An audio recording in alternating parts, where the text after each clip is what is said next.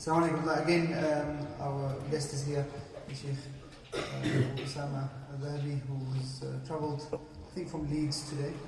Not too far, but because of traffic and so on. So I appreciate your patience. Inshallah, as I mentioned just a few moments ago, listen and benefit bi'idhnillah ta'ala. We just want to thank our brother for coming and for being with us. And we ask Allah subhanahu wa ta'ala to grant him and all of his goodness.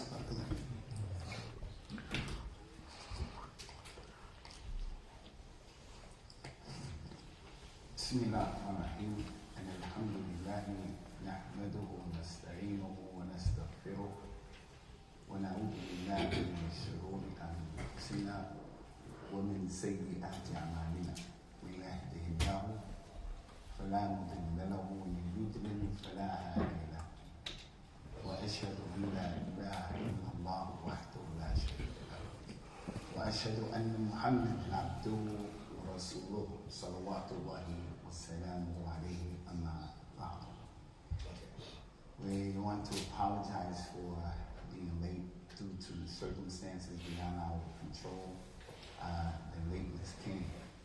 I returned back from Hajj a few weeks now, and I took it upon myself that after returning from Hajj and being inspired, after being able to perform Hajj once again, due to the restrictions of COVID, they closed the door on people to perform Hajj for 3 years straight. So after performing Hajj, I wanted to come back and to invite our community, encourage the community members, people of this ummah, to hurry up and perform Hajj. Hajj is an ibadah that the shaitan doesn't want the Muslim to perform. Because when you perform Hajj, you have a great appreciation for Islam, especially if you do the Hajj knowing what you're doing. So before dealing with my topic today, I just wanted to ask, how many of you people have performed Hajj? Not Umrah, but how many of you have performed Hajj? Yeah, that's 5 people, 6 people. May Allah accept your Hajj from you, but the vast majority of people, they don't perform Hajj, and they don't give Hajj the necessary consideration that it deserves. The Nabi told the people, sallallahu alayhi wa sallam, ta'ajjulu ila al-hajj, inna ahadakum la yajri ma ya'ridu lahu. Hurry up and perform the Hajj because one of you doesn't know what's going to happen to you. And it's not okay for a person to be a Muslim. And I'm not talking down or condescending towards anyone. If you got an opportunity to perform Hajj, you would blame yourself for procrastinating for so much time. An individual who's sitting here, she may be a single parent mother. The person doesn't have a job. The person is a brand spanking new revert. He doesn't have 2 coins in his pocket to put together like that. Nothing in his pocket but lint. But the Lord that made Hajj obligatory upon us, He is al-Ghani. He is Qadir ala kulli shay. He made Hajj wajib, and He told Ibrahim, Adhan fil nasi bil Hajj. Proclaim the Hajj and make the Adhan, Ibrahim. Ibrahim didn't say, he didn't hesitate. What should I say? How are they going to hear it? How is it going to reach everybody? People in 1444 performing Hajj now from the original Adhan Ibrahim. So don't be of those people who procrastinate in Hajj. Too many lessons. You feel like as a Muslim with all the physicality and all the things you have to do during the Hajj, you come back feeling like you did something for your religion. While you're there, lifelong lessons. Lifelong lessons. Vast majority of you, I don't know your names, I don't know who you are. You go through Hajj, everything that you're dealing with in your life right now, Hajj is a blueprint and a map. How to navigate through all of that stuff. But that's provided that you make the Hajj the right way, like everything else in the deen. Umar radiallahu anhu used to tell this ummah, when he saw people being laxed in performing Hajj, he said, whoever has the means and the wherewithal to perform Hajj, and he does it, he said, let him die as a Jew or a Christian. The meaning of that is, the Jews and the Christians, they don't perform Hajj. The Muslims perform Hajj. And it's the 5th pillar of Islam. So I would like to once again take this time out, this ummah, to encouraging brothers to perform Hajj. This is only like 2 Fridays have passed since the Hajj has been here, 2 Fridays. You make the niyyah now, make dua to Allah Azza wa Jalla. Allah is capable and able of making anything happen for any and everybody. And just for your information, whether you know it or not, although only 6 people here put your hands up that you perform Hajj, in reality, the day of Arafah, what some of the scholars consider to be the best day of the year, the day of Arafah. From the virtues of Arafah, it is the day that Allah Ta'ala created Adam. When Allah created Adam, He took out of Adam's loins all of his children and placed them at Mount Arafah. وَأَشْهَدُهُمْ عَلَى أَنفُسِهِمْ أَلَسْتُ بِرَبِّكُمْ قَالُوا بَلَى شَهِدْنَا. Allah took out of Adam's loins all of his children and placed everybody at Arafah. Everybody. And then Allah caused them to bear witness. Am I not your Lord? And all the people say, yes, you are our Lord. We bear witness. So that you won't come Yom Qiyamah and say, I didn't have any knowledge about worshiping Allah. That ayah of the Quran and that incident that the Prophet explained about it, sallallahu alaihi wasallam, that Allah put everybody out at Arafat, is one of the proofs that if a person comes Yom Qiyamah and he doesn't accept Al-Islam, he's going to go to the Nar of Jahannam. Because Allah placed everybody at Arafat already, and He placed inside of everybody the fitrah, the natural disposition to say La ilaha illallah. He just didn't create them. He put inside of them the fitrah. كل مولود يولد على الفطرة فأبواه يهودان أو ينصران. Every child is born on the fitrah, the natural disposition to say La ilaha illallah. But his mother, his father make him a Jew or Christian. So our children likewise born on the fitrah. But if we bring them to these societies where popular culture like Valentine's Day and the khurafat and the shirkiyat and the things that our kids watch in popular culture, and it creeps into our aqidah. Valentine's Day, Halloween, Harry Potter, all of those things that go against our religion. Anyway, I'm giving my lecture right now, but I wanted to take the time out to continuously, for these days, encourage our ummah, al-hajj, al-hajj. The Prophet mentioned, sallallahu alayhi wa sallam, al-ahdu alladhi baynana wa baynahum as-salat, man tarakaha faqad kafar. The difference between us, people in this room, and them, Jews, Christians, agnostics, atheists, the difference between us and them, salah. Whoever doesn't pray, he has disbelieved. Like the statement of Umar, just like that statement. Whoever has the means and he doesn't want to make Hajj, doesn't see, I have to make Hajj, let them die as a Jew or Christian, because they don't do that. They don't perform Hajj. Similar to that is Salah. They don't pray. And unfortunately, if we look at our Ummah, the Salah and the issue of its importance has been lost, but that's an issue for another day. What we want to discuss with you brothers today, you see we have a mixed audience here, is the hadith of the Prophet sallallahu alaihi wasallam that I would really encourage you to busy yourselves with in trying to memorize. So many hadith, but this is one of those comprehensive hadith that will help you. The dua in al-Islam is the silah, or the weapon of the Muslim. It's the weapon of the Muslim. As Allah mentioned in the Quran, if you don't make dua to your Lord, He won't pay any attention to you. The Prophet said Allah becomes angry with people when they don't make dua, because there's not a single person except that he needs dua. So not making dua consistently and persistently can be a sign, an indication that a person has a level of kibr. He doesn't think or feel he needs to make dua. Or he has a level of ghafla. He's not aware, he's not cognizant of the need to make dua for the things that everybody, without any exception, you can rest assured, you're not the only one sitting here who's in need of many of your dua being answered.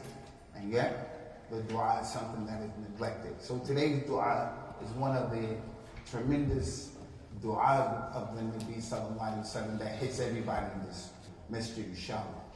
He used to say, may Allah Ta'ala's salawat forever be upon him. Allahumma inni a'udhu bika min jar as-su. Allahumma inni a'udhu bika min jar as-su. Wa min zawjin tushayyibuni qabla al-mashib. Wa min waladin yakunu alayya rabba. ومن ولد يكون عليه ربا ومن مال يكون عليه عذابا ومن مال يكون عليه عذابا ومن خليل ماكر عينه تراني وقلبه يرعاني إذا رأى حسنة دفنها وإذا رأى سيئة أذاعها. Tremendous hadith. Where Allah's Nabi is teaching us to seek refuge in Allah from 5 things. If any one of these 5 things is something that you're dealing with, it's a fitna, a big fitna. If you're dealing with 2, bigger fitna. 3, 4, all of them, nasallallahu al-afi wa salam. Anybody memorize that dua already? Did anybody memorize that dua already? I'm going to say it again. Allahumma inni a'udhu bika min jar as-su. Oh Allah, I seek refuge in you from a neighbor who is bad. Someone who lives next to me and they are a bad neighbor. وَمِن زَوْجٍ تُشَيِّبَنِي قَبْلَ الْمَشِيبِ. And I seek refuge in you from being married to a wife who causes me to go gray before my time. وَمِن وَلَدٍ يَكُونَ عَلَيَّ رَبًّا. And from a child who is a Lord over me. Someone who, by Allah's permission, he was born to my wife and myself, and that boy is a Rabb over me. He's the boss. وَمِن مَالٍ يَكُونَ عَلَيَّ عَذَابٍ. And I seek refuge in you from money that is something that is an adab. Wealth that I've collected, and it is a source of punishment for me, that wealth. And the last and final thing, I seek refuge in you, O Allah subhanahu wa ta'ala, from what he said was a Khalil Makir. I'm going to say that, I want you to say that. It's from what should be in our vocabulary, our Arabic, Islamic vocabulary. Everybody knows the word Khalil. He's got to add on to that Makir. I'll say it and you say it. Khalil Makir. One more time, guys. Khalil Makir. Khalil is your friend. Not like your sahib, someone you just know. You meet him in Hajj and he shares the tent with you for 2.5 weeks and you may become close. He's not your Khalil. The Khalil is your bosom buddy. The person who you really are supposed to be close to. Makir is a friend who is treacherous. عَيْنُهُ تَرَانِي وَقَلْبُهُ يَرْعَانِي. His eye looks at me, but his heart despises me. If he sees a hasana from me, something good from me, he buries it. If he sees something bad, he spreads it out and he broadcasts that issue. 5 major issues that people deal with in their lives.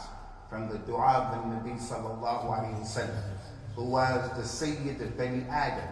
And rest assured, he didn't have this type of situation around him, sallallahu alayhi wa sallam. But like in many instances, he teaches these things for our own good. Oh Allah, I seek refuge in you from a bad neighbor. The Muslim is the individual who, as a neighbor, you have to show your Islam through being a neighbor. The disobedience to Allah as it relates to the neighbor is a major sin. It's not just a sin. It is a kabira from the kabair. Taking care of the neighbor, looking out for the neighbor, is a sign of a person's good Islam. من كان يؤمن بالله واليوم الآخر فليكرم جاره. Anyone who believes in Allah on the last day, let him be good with his neighbor.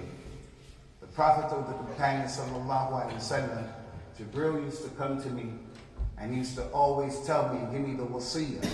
Ya Muhammad, take care of the neighbor. Take care of the neighbor. Take care of the neighbor. The neighbor this, the neighbor that. A person is not a true believer if he goes to sleep hungry, he goes to sleep full and his neighbor is hungry.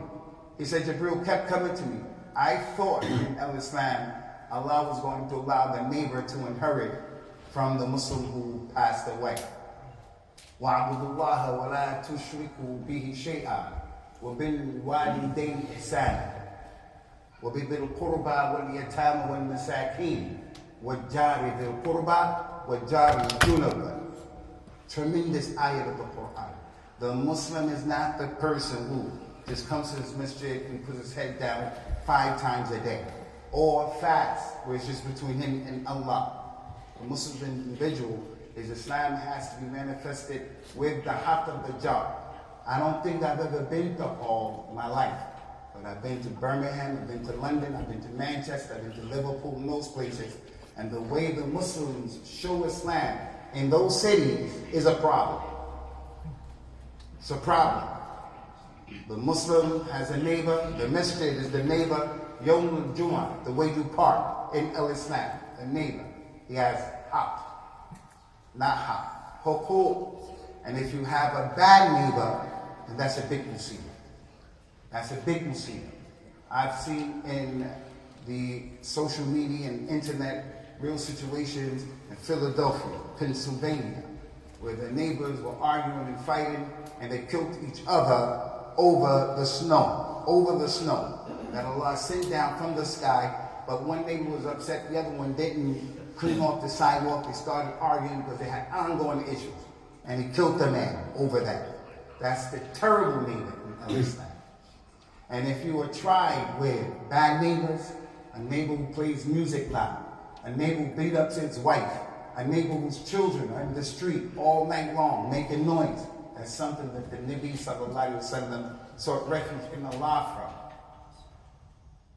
So what we do is we have to understand the ayah said, worship Allah, don't make shirk with Allah, be kind and good to your parents, be good to your relatives, be good to the aitam, those people orphans, be good to the masakin, and be good to the neighbor. Which neighbor? The ayah said the neighbor that is close and the neighbor that is far. Abdullah ibn Abbas said the neighbor that is close is your neighbor who's a relative. So if you're living in home, you have relatives who are close neighbors, you should look out for them more than the other neighbors. The neighbor's far is the one who's not your relative. That's Ibn Abbas's interpretation. May Allah be pleased with him. Another interpretation, the neighbor who's close, the neighbor who's a Muslim. The neighbor who's far, the neighbors are non-Muslim. So do we as Muslims find the neighbor non-Muslim so we don't do anything about giving them dawah, sending them things in Ramadan, making sure that we're not doing things on the street that makes him regret living on the street with the Muslim. Oh Allah, seek refuge in you from the neighbor who is bad, the job is su. Many things can be said about that, but we want to get to the next one. Oh Allah, I seek refuge in you from a wife who makes me gray before my time. How many of you are not married in the masjid? Show of hands. Put your hands higher, don't worry about that. How many of you are married? So that's about half and half. How many of you are not married? Put your hands up. Oh, I help them to get married. Listen. You don't want to just get married. You want to get married to a good woman. The Prophet mentioned sallallahu alaihi wasallam, "Dunya mata'a, wa khayru mata'iha al-mar'atu salihah." The dunya that you live in is nothing but provisions, things that you own and possess. He said the best possession of the dunya is a religious wife, a lady who has deen. Ya Rasulullah, who's the best woman? He said the one who, when you look at her, she pleases you. And when you tell her to do something, she listens to you. And she doesn't allow in your house no one that you don't want in your house. So the good woman in Islam, half of the deen. Whoever got married, he complete added to his deen. Let him fear Allah in the other half. Oh Allah, I seek refuge in you from a woman who makes me gray before my time. She makes him gray before his time because her edab, she has bad edab. She has no akhlaq. She has a long lisan. She has a lot of kalam. He can't trust her. She spreads his secrets. She talks about it. Listen to this hadith when people who are married. This is a real serious hadith, but it should be understood. قال المصطفى صلى الله عليه وسلم ثلاثة يدعون الله فلن للأبد لن يستجاب له وأول من ذكر رجل كانت تحت امرأة سيئة الخلق فلم يطلقها. 3 people will make dua to Allah in Ramadan, outside of Ramadan, when they have problems, when they really feel close to Allah, at Arafat, the last third of the night, with sincerity. 3 people will make dua to Allah and He will never answer their dua. First person he mentioned, a man who is married to a woman who has bad akhlaq and he doesn't divorce her. That's not the sunnah telling us to be negligent and divorce our wives. Alhamdulillah, I have good wives. Alhamdulillah. Sometimes we have misunderstandings. Sometimes I see and hear from them what I may not like in terms of attitude. But they know where to stop with that. So all of us have wives who can say something out of pocket or behave in a way that's inappropriate. You've been with her for 18 years, 20 years. So she knows you. So she may say something or do something that you may not like. This hadith is not talking about that lady. This hadith is talking about the lady who doesn't listen. This hadith is talking about the lady who has her husband under the thumb. She says to him, jump, and he says, how high? This is talking about that man and that lady. Everything she's not happy with, she tells people, relatives, whatever, puts him down. She's not appreciative. He can work all day, 24/7, 365, and she's not appreciative. It's talking about that lady. And he doesn't divorce her because he's weak. He has weak iman, and that's weak tawakkul. He's afraid. He doesn't fear Allah Azza wa Jalla more than he fears the harm that's coming from that lady. And that, he has high blood pressure, he's not happy, his life is a terrible life.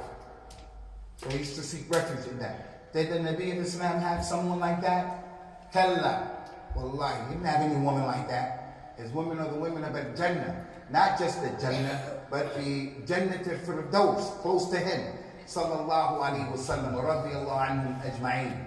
But he knows and he knew there are people who have women like that.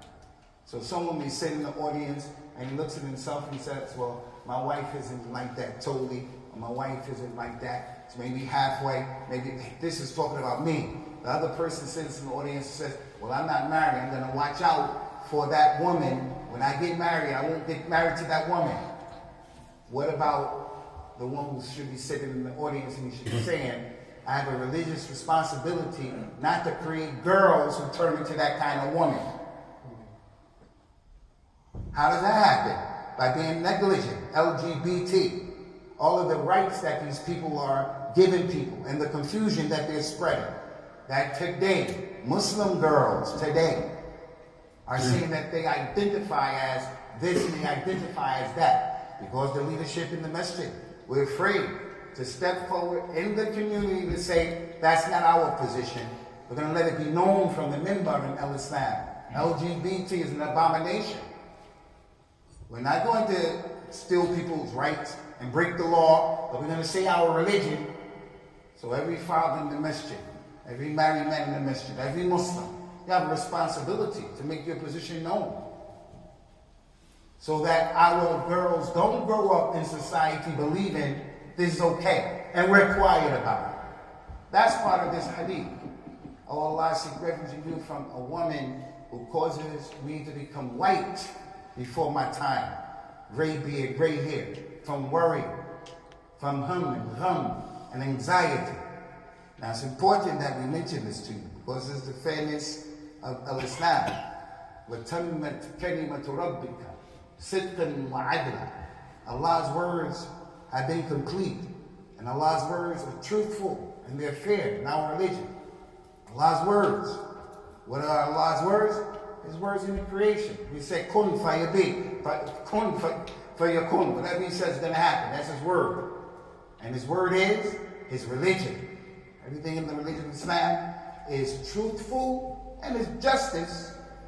So from the justice here, as it relates to the woman who makes me white before my time, this hadith also is applicable to the woman making the dua.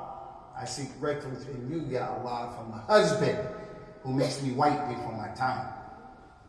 He used the word for woman only in this hadith, but it's not only referring to the wife, it's referring to the man as well.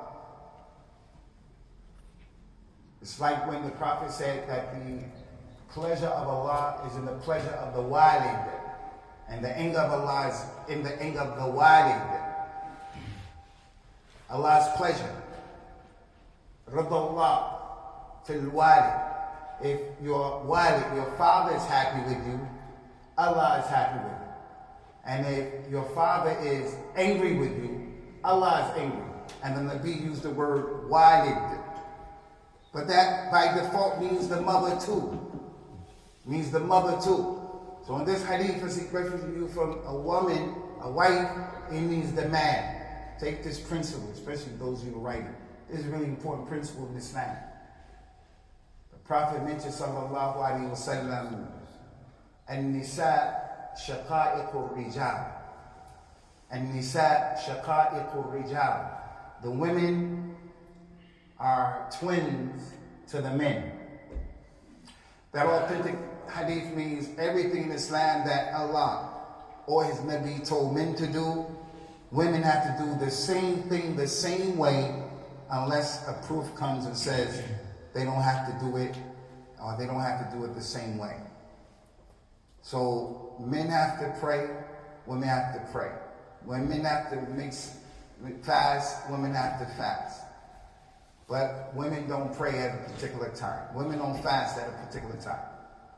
When women pray, women should pray exactly as men pray. Exactly. Unless some proof came and said, no, they don't do this the same way. When men pray in the Jama'at, the Imam stands in front by himself.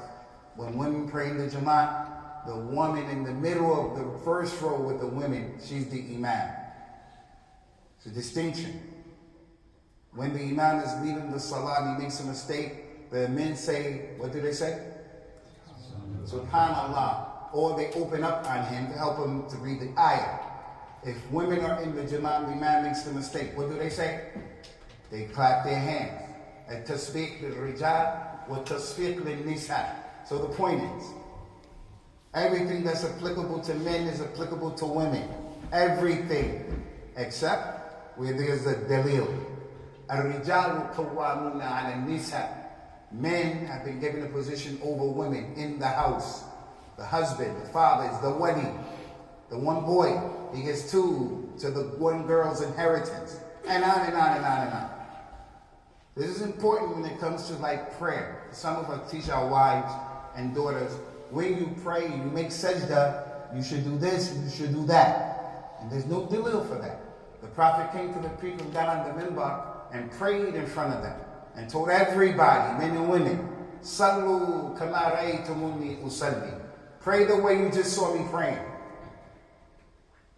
Pray the way you just saw me praying. And they saw the prayer from the beginning to the end. Men and women. And I got respect for all of the madahib. I got respect for that. But sometimes the madahib made a mistake. The madhabs made a mistake. Because they're not infallible. So anyway, back to the hadith. The woman makes that same dua because her husband is, for an example, not being a husband who is upright. He's carrying on in a way outside the house that's haram. And the woman is being treated inside the house like a piece of furniture. Or she's being disrespected. So she's extremely unhappy. disrespected. She has a man who's not loyal. He's not taking care of the business. He's selfish, self-centered. And as a result of that, she becomes old. The third one, and this is important. Anybody remember what the third one was? From a child who becomes a lord over me. Listen to me very carefully. Right now, the scales of the dunya are upside down. Right is wrong and wrong is right. Tawheed is shirk and shirk is tawheed. Sunnah is bid'ah and bid'ah is sunnah. Up is down and down is up. The Prophet described these times, sallallahu alaihi wasallam, as sanawat khadda'at, the years of deceit. You can't believe almost anything today. Social media, you get these things and you send them out like that, you're sending out kedib. A lot of that stuff is not true. For the Muslim to get his evaluation and his concepts of the dunya, the news, from BBC, from these kind of people, you're going to be oppressive. Ad-Dajjal, inna min ashrat as-sa'a and la yufkar ad-Dajjal al-manabi. From the signs of Yawm al-Qiyamah is that the imams of the Muslims won't mention the Dajjal on the minbar. When's the last time you heard about the Dajjal? The soil, the terrain is being prepared for him to come out. Lies everywhere. The imam on the minbar is lying when he gives the khutbah because he's using weak hadith. He's mentioning things not from the religion. Innovation, Kevin, on the Nabi. What happened to the Yehud and the Nasara? They started saying Kevin. God said this, God said that. In the Quran, they just lied. وَقَالُوا لَنْ يَدْخُلُوا الْجَنَّةَ إِلَّا مِنْ كَانَ هُودًا أَوْ نَصَارَى. They said, no one's going to go in the Jannah except they're a Jew or Christian. تِلْكَ أَمَانِيُّهُمْ. That's just their wishful thinking. That's kedib. Lies. So now, from the lies, and from the ashrat of the sa'a, is that the child is now in a position of being like the parent, and the parent is now like in a position of being the child. And the hadith of Jibreel, Ya Muhammad, tell me, what is Islam? What is Iman? What is Al-Ihsan? When he came to what is Al-Iman, believe in Allah, the Malaika, the books, the prophets, Yawm al-Qiyamah and the Qadr, the good of it and the last of it. The Prophet was asked, when is Yawm al-Qiyamah? He said, the one who's asking knows just as much as the one who's being questioned. Nobody knows except Allah. So it's not permissible for a Muslim to believe that the Nabi sallallahu alaihi wasallam is Hazir Nazir. He's everywhere, omnipresent. He's with us here. He's in Brooklyn, New York, right now. He's in Peking, China, right now. He's in Darfur, right now. Rasulullah is Hazir Nazir. He knows the ilm al-ghayb. قُلْ لَا يَعْلَمُ غَيْبَ السَّمَاوَاتِ وَالْأَرْضِ إِلَّا اللَّهِ. Tell them, Muhammad, no one knows the unseen. No one in the heavens or the earth knows the unseen except Allah. Jibreel, Mikael, Muhammad, no one. But the Muslims are saying Allah Ta'ala's Nabi is Hazir Nazir, and he knows the ilm al-ghayb. And he didn't die. So people make dua for him. We just performed Umrah and we performed Hajj. And you brothers did Eid over here. And some of you, when the 10 days of Dhul Hijjah came in, you decided you were going to slaughter. So you didn't cut your nails and you didn't groom yourself in those 10 days. And then the day of An-Nahr came, the Eid, and you slaughtered. May Allah accept it from you. Say Ameen. There were some people who slaughtered for the Nabi sallallahu alaihi wasallam. They slaughtered animals for the Nabi. If that was from the religion, the Nabi of Islam sallallahu alaihi wasallam would have told the people to do that. And after his death, those companions would have done that before us. Before us. So back to the issue. And that hadith, when is Yom Qiyamah? He said, I don't know. You ask him, you know just as much as me. You and I. He said, tell me some of the signs. One of the signs, and this is the point, he said, and tell it to Amatum Rabbataha. You will see the slave girl giving birth to her master. One interpretation of that is the parent becoming the child.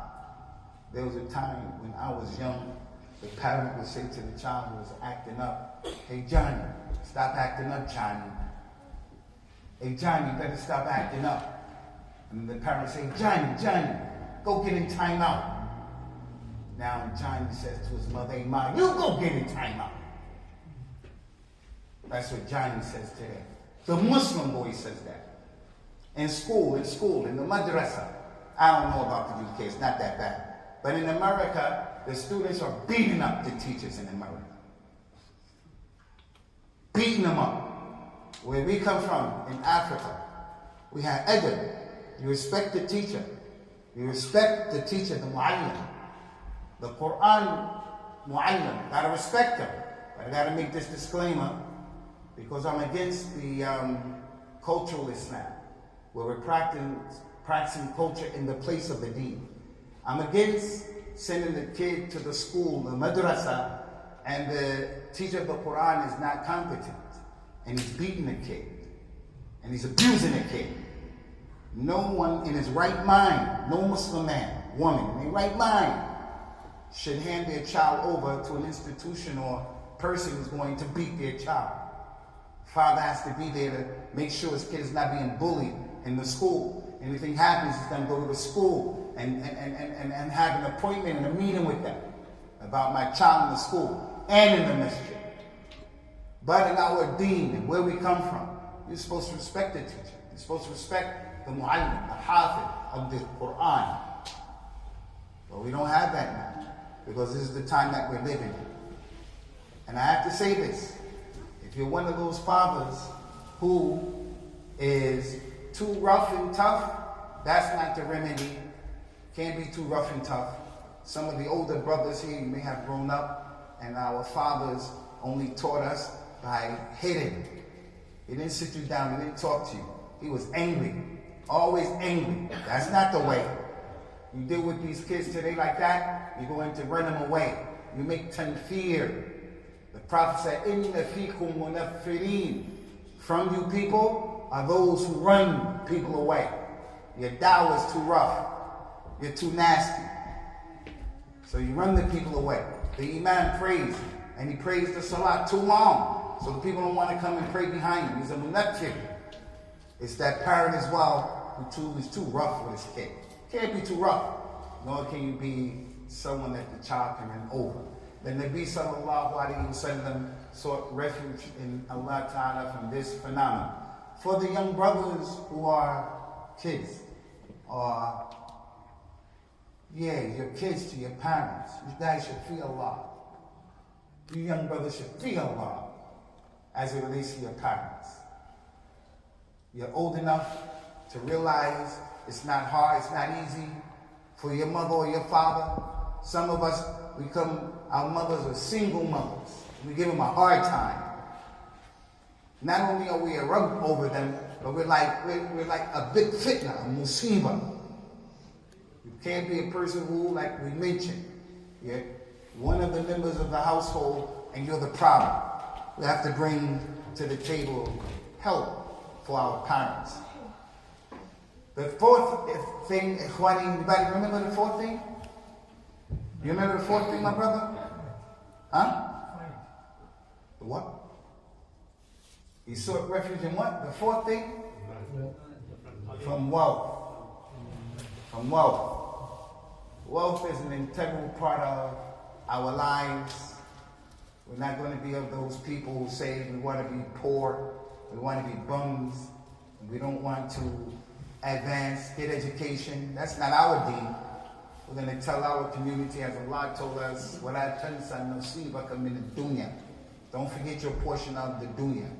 Make money, and it's better to be self-sufficient if you can, where you don't work for people. But the important thing is wealth is not haram in Islam. And that's why the Nabi of Islam, sallallahu alaihi wasallam, he was surrounded by 10 companions who accepted Islam very early. Some of them were very, very rich. Not they just had some money. They were very rich. Like Bill Gates' money, like that. Abu Bakr as-Siddiq, Abdurrahman ibn Auf, Abu Talha, Sa'd ibn Abi Waqqas. Those people had a lot of wealth. And their wealth was used to help the Nabi of Islam, sallallahu alaihi wasallam. So we're not going to deny that. We're going to encourage our youngsters, the boys and the girls, to excel academically. We shouldn't be second-class citizens in this country. Those times are done. First-generation Muslims come here and we're apologetic about everything. We're not apologetic about Islam, about our languages, about our colors, about our culture, except those aspects of our culture that's haram. We should apologize for forced marriages because of the fitna creation is against the religion. Cousins can get married together, but it should be their own will. We shouldn't be second-class citizens about anything. And as it relates to this issue, we want our children, we want you guys to excel academically, to do well, to go to the university. But if the qadr was that you didn't graduate, you didn't go to school, you're not cut from that cloth, nonetheless, you can still work and have money. But we know the other side of what I just said about wealth. And that is, Allah mentioned negative stories about people in the Quran who their wealth was a distraction. Like Qarun, inna Qarun kana min qawmi Musa fabagha alayhim wa ataynahu min al-kunuz ma inna mafatihu latunu al-usbati ulul quwwah. Qarun had money, and he was from the people of Musa, Ben Israel. But he grew up and made money in Fir'aun's society. But he was oppressive, and he didn't remember the haq that Ben Israel had on was religion. He came and he lost his identity in everything. Allah said that he gave to Qarun wealth, that the keys to the treasures alone would be a big chore for a strong band of people to carry. That man had money in Surah Al-Kahf. The man who was arguing with the other man about, I got more money, I have more children than you. It's a negative story about the negative and the fitna of wealth.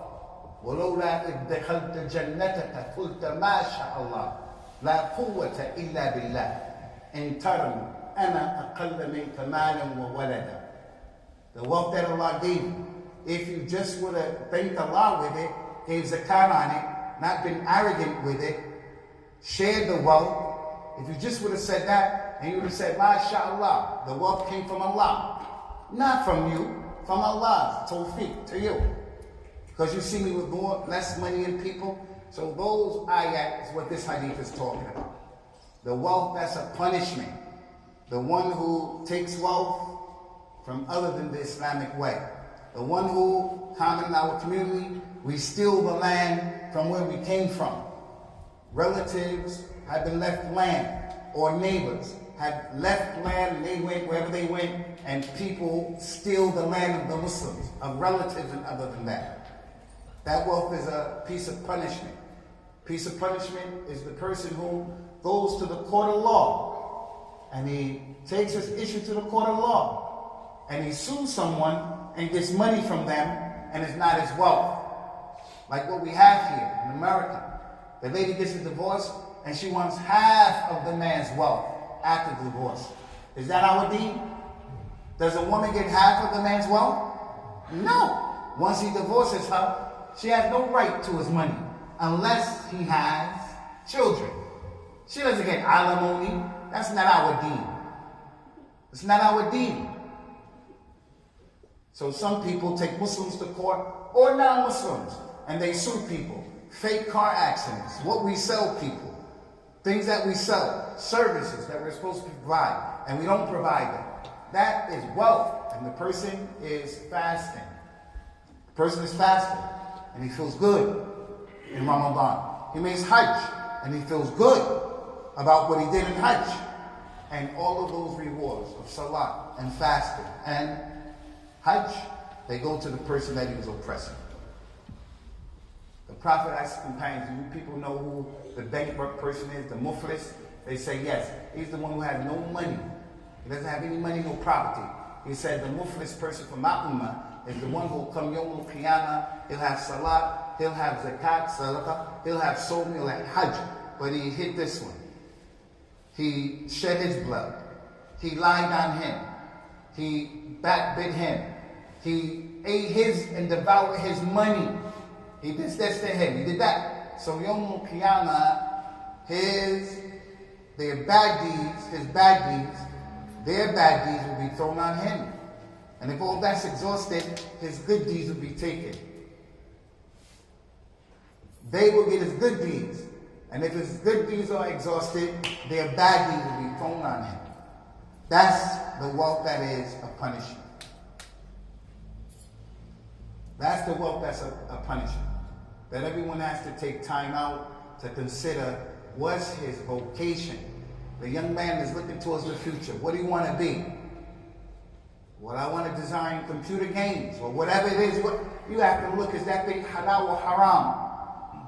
The Prophet said from the signs of Yawm al-Qiyamah, the time will come, a person will not ask, is it halal or is it haram? He doesn't care whether it's food or other than that. But we're talking about money right now. Money that will be a punishment, ikhwani, is a man marrying a woman and never giving her her dowry. A man borrowing money and never paying the person's money back. How is he going to perform Hajj and he owes people money? He's on the mountain of Arafah. Oh Allah, this is the day that you emancipate most people from the hellfire. This is the day that you brag to the Malaika about us who are here. Oh Allah. And he's at Hajj and he owes the man money. But that's the expertise of the shaitan, ikhwani. A shaitan will make a person forget his reality and become obsessed with what other people are doing or not doing. People give dawah. We see that. Especially now on the internet. There's a lot of fighting with people giving dawah. A lot of fighting amongst the people. And although the truth has to be made clear, there's a culture where the different jama'at are fighting. Within each jama'at, people are fighting. Sajids are fighting. But we're talking about the internet. And the ones who are fighting, if you just fell back, pump your brakes, fell to the block and relax, you realize that everybody here has more than enough issues to preoccupy himself in his time with. Does that mean we don't give dawah, we don't get advice? No, we have to give dawah and advice. But you can't, none of us can afford to not think about what's my condition with Allah Azza wa Jalla and the wealth that I'm making or what I've accumulated. Lastly, he mentioned sallallahu alaihi wasallam from the Khalil who is Makkah. You know, ikhwani, in Islam, we have to have fiqh is comprehension, how to understand things in the religion, also how to understand things in life. Man yuridillahu bihi khayra yufaqihu fid-din. If Allah wants good for someone, He'll give him understanding, comprehension of his deen. He'll know what he's doing. Like we were talking about Hajj. We were talking about Salah. Pray as you see me praying. A new revert comes in this masjid. A new revert. We have to teach him how to pray. If we gave him to you, would you teach him the prayer that the Prophet prayed in front of the people? If we gave him to you, or to you, or to you, and we say, here, teach this sister how to pray. Teach this man the mechanics of how to pray. Would you show him the prayer that you do, or the prayer that the Prophet showed the people when he prayed in front of them on the minbar? Someone came, and issued us tickets. Go make Hajj. Make Umrah, make Hajj. Airplane ticket, visa, hotel, sort it out. Just go do the right thing. Will we know what we're doing? Will we know how to perform the fifth pillar of Al-Islam, the second pillar of Al-Islam? The Prophet was there, sallallahu alaihi wasallam, and the man came into the masjid and he prayed very quickly without discipline. And then he got up and he came, he said, Assalamu Alikum ya Rasulullah, he said, Wa Alaikum Salam wa Rahmatullah. Irja, fasalli, finnaka lam tusalli. Go back and pray, because you didn't pray. He went back, he prayed very quickly, came, Assalamu Alaikum, Wa Alaikum Salam. Go back and pray, you didn't pray. A third time, so go back and pray. And the man said, this is what I know. This is the prayer, what I know. The Prophet said, if you want to pray, make a good wudu. Not make a wasteful wudu. Make a good wudu. Hit all of your parts without wasting a lot of water. And then stand up and face the Qibla. And then say Allahu Akbar. And then read what is easy for you from the Quran. And then say Allahu Akbar. And then go into ruku' and be relaxed. And then come from ruku' and he went through the whole prayer. So a lot of people that can be said to them, go back and pray, you didn't pray. Go back and fast, you didn't fast. Go back and perform Hajj, you didn't perform Hajj. Go back and wear hijab. That's not hijab. It could be said, go back and wear hijab. That's not the hijab of Islam. So it's a right way of doing things, and it's a wrong way. So he sought refuge in Allah from the friend who was makir. You have to be able to choose your friend the right way. Like I mentioned to you, when you go to Hajj and you get your feet dirty and you meet people and you learn and appreciate what the brotherhood of Al-Islam is. You guys heard of Malcolm X? How many of you heard of Malcolm X? Malcolm X is a African iconic figure. He's a hero to me. I look at him as a person who did a lot. Malcolm X, when he left the Nation of Islam, which is kufr, and it spread racism. They were saying white people are the devil and all these things because America has always had this race issue. Malcolm X became a real Muslim. He went to perform Hajj. He was in Mina, in the tent, where the people stay in the tent together. Way back then, 1962. When they turned the lights off in the tent and he heard the people snoring, Malcolm X said, there's no difference between black people and white people, Arabs and non-Arabs. When the light goes off, they bleed the same way, they snore the same way. There's no real difference between the people. It's when the lights come on and then the people start looking at the differences and they become xenophobic and afraid of the other. They become afraid of someone different. But that's only the ignorant person. As for the one who knows the deen, he knows that Allah created us nations and tribes to know each other. And that the best of us is the one who's best in his conduct and his taqwa. There's no superiority of an Arab over the non-Arab, or the non-Arab over the Arab. All of us are from Adam. Adam was created from the dirt. The Prophet said, sallallahu alaihi wasallam, when Allah created Adam, he created him with a qabda. A qabda is when you take a handful of something. Allah created Adam from all of the dirt on the earth. Red dirt, black dirt, red dirt, black dirt, brown dirt, white dirt, sand, this dirt, that, every kind of texture. He said, as a result of that, Adam's children have come out. Some are white, some are black, some are red, some are yellow, some are easy to get along with, some are difficult to get along with. So when it comes to this issue of the friend, you don't know a person until you've done 4 things with them. You better remember this. Before you lend someone money, before you marry him to your daughter, you don't know that person until you did 4 things. This is not a hadith, it's a statement of Umar, radiyallahu anhu. He was the Khalifa. The man said, Ya Amir al-Mu'mineen, you see that man over there? He said, yes. He said, you should make him a minister in your cabinet. He knows what he's doing. Umar said, do you know him? You really know him? He said, yeah, I know him. He said, have you ever traveled with him? He said, no. Have you ever eaten with him? To see if he has etiquette. What hand does he eat with? Is he an overeater? He tell a lot about him. He said, no. He said, you ever slept with him? Slept with him doesn't mean LGBT, a'udhu billah. Slept here with him means like when you sleep with someone, He may start talking in his sleep and divulging his secrets. And then you find out things about him that you would have never known. And although he's not responsible for saying those things, you see he's not a perfect individual. How many is that? You ever travel with him? You ever do business with him? You ever slept with him? You ever ate with him? You ever borrowed that man money? Because there are those people who, when you borrow their money, they're not giving you your money back. And you don't know that until you get bit by that snake. That's why you have to, I'm telling you, you don't know the person.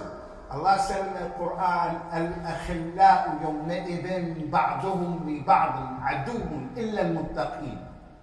The Khalil, min Khalil Makir. Khalil is the bosom buddy. That's the Khalil. Rasulullah, he didn't have a Khalil. He said, if I were to take a Khalil, it would have been Abu Bakr. But Allah is my Khalil. And Abu Bakr is my Sahib, my best friend.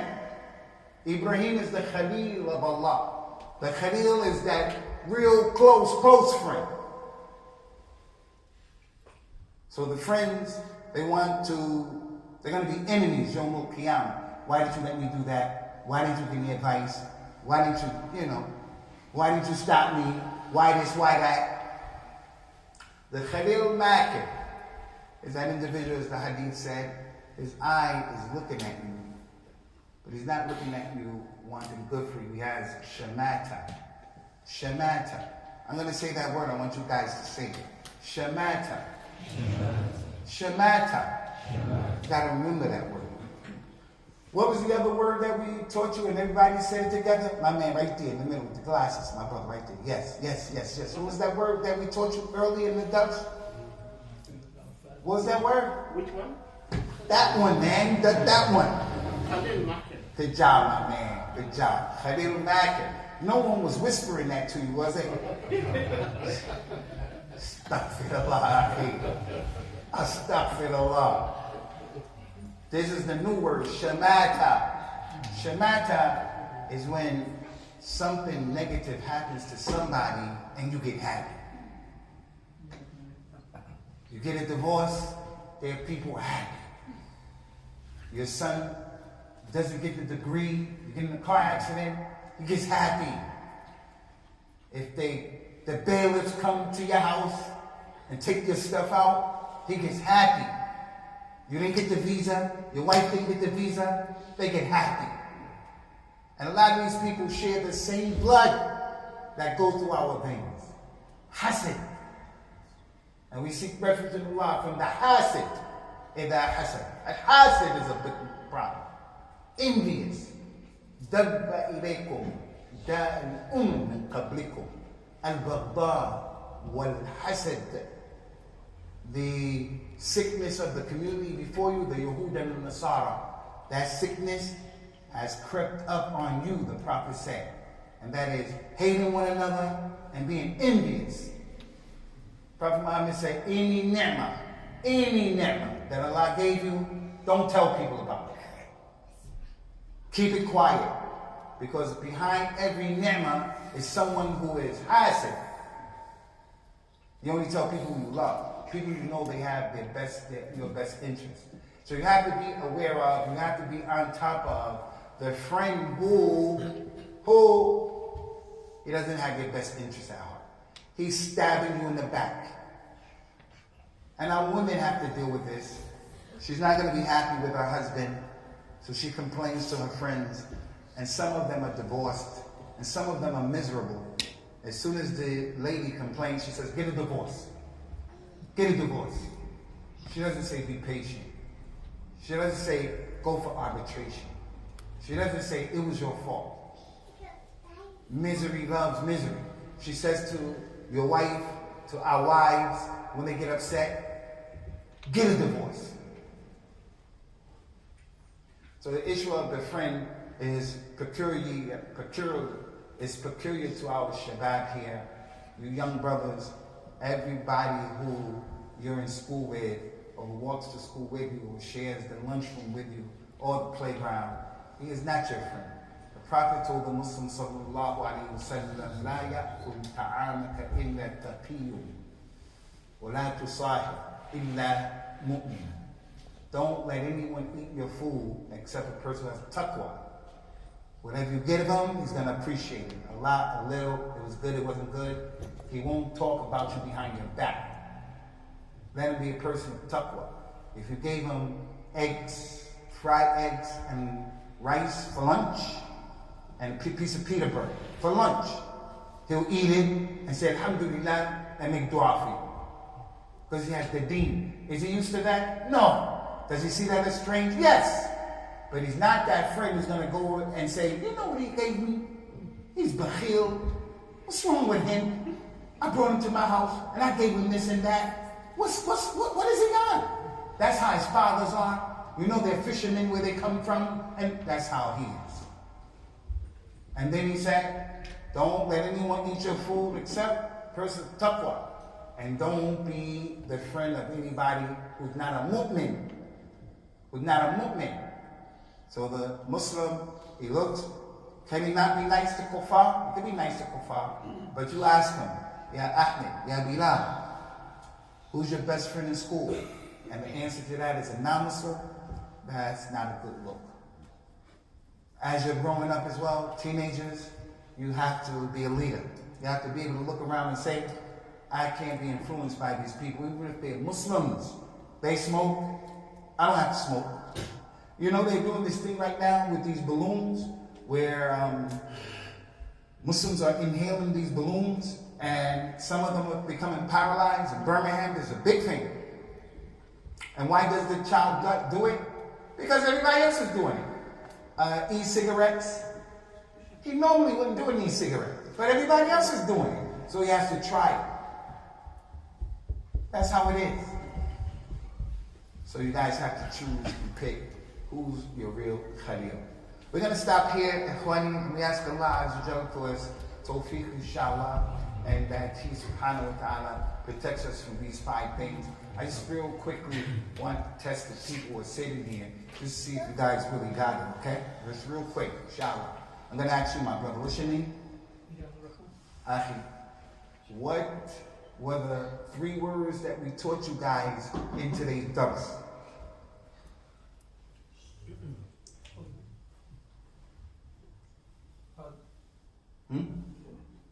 Can't look in. Can't look in. 3 words. Sheikh, la la sa. What were the 3 words that we taught the community today? 3 Arabic words. Important. Brother right there. Go ahead. Khalil Makir. Shamata. That's it. Khalil Makir Shamata. My brother right there. What's your name? Musa. Where are you from? From the Gambia. Inshallah. Okay. Musa. What is Shamata? What's the meaning of Shamata?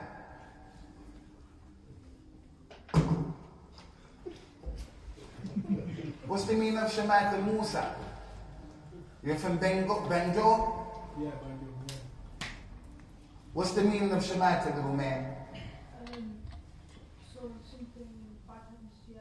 Good job. If something bad happens, a person rejoices in it. And he's happy. And he's happy. Alright, the 5 things that the Prophet sought refuge in. Sallallahu Alaihi Wasallam. My man right there, what's your name? Saeed. Saeed. Where are you from, Saeed? Nigeria.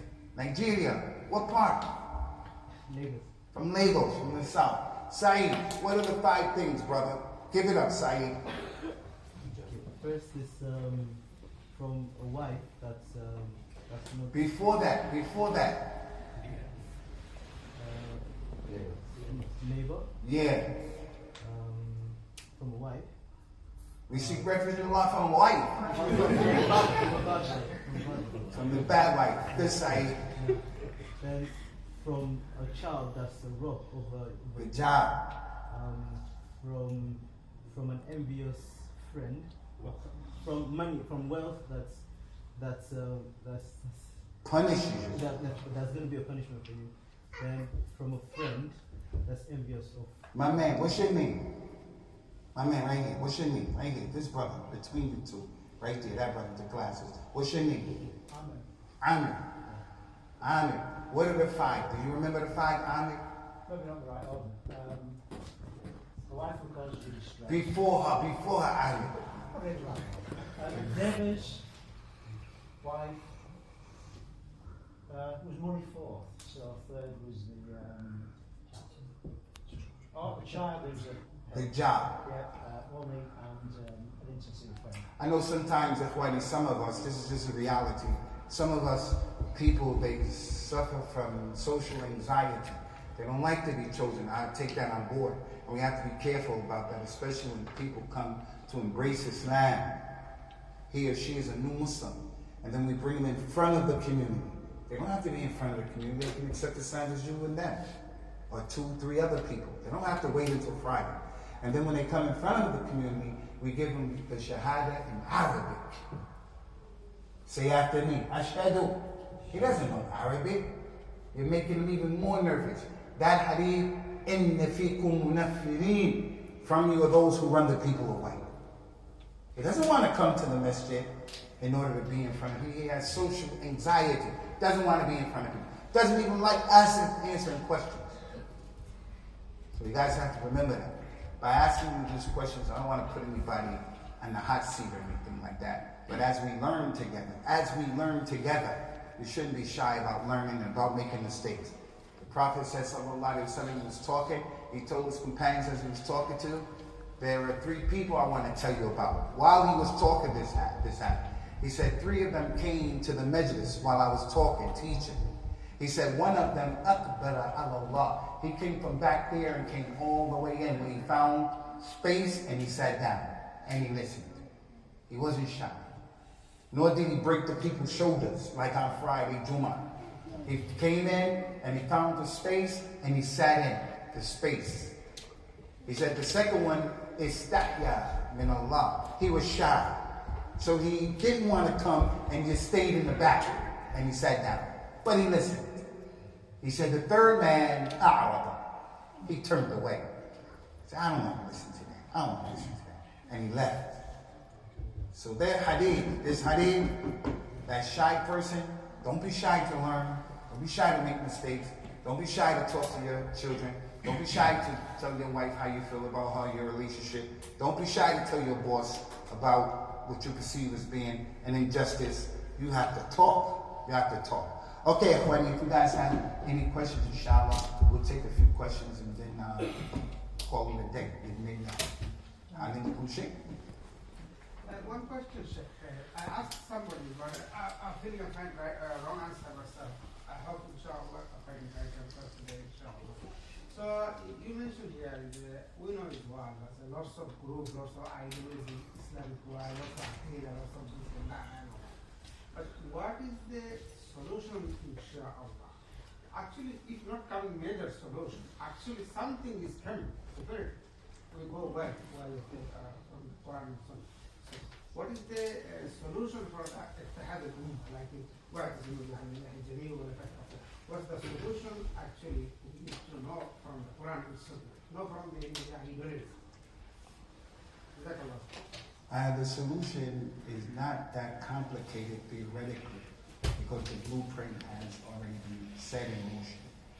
And the solution is that the Muslims today recognize, acknowledge, and they see that the Islam of the companions, the way they practiced and understood al-Islam, is the same thing that we have to do.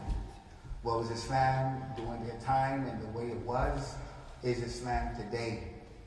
What was not Islam during their time, if they're not doing those things, whether it's what you believe, whether it's how you are acting, it's not from the religion. It's simple. And that's what I tell reverts especially. The Muslims have a lot of khayr. They've been on Islam for a long time. But if you come into Islam, you want to take Islam from the Muslims, then you're going to get a lot of flavors of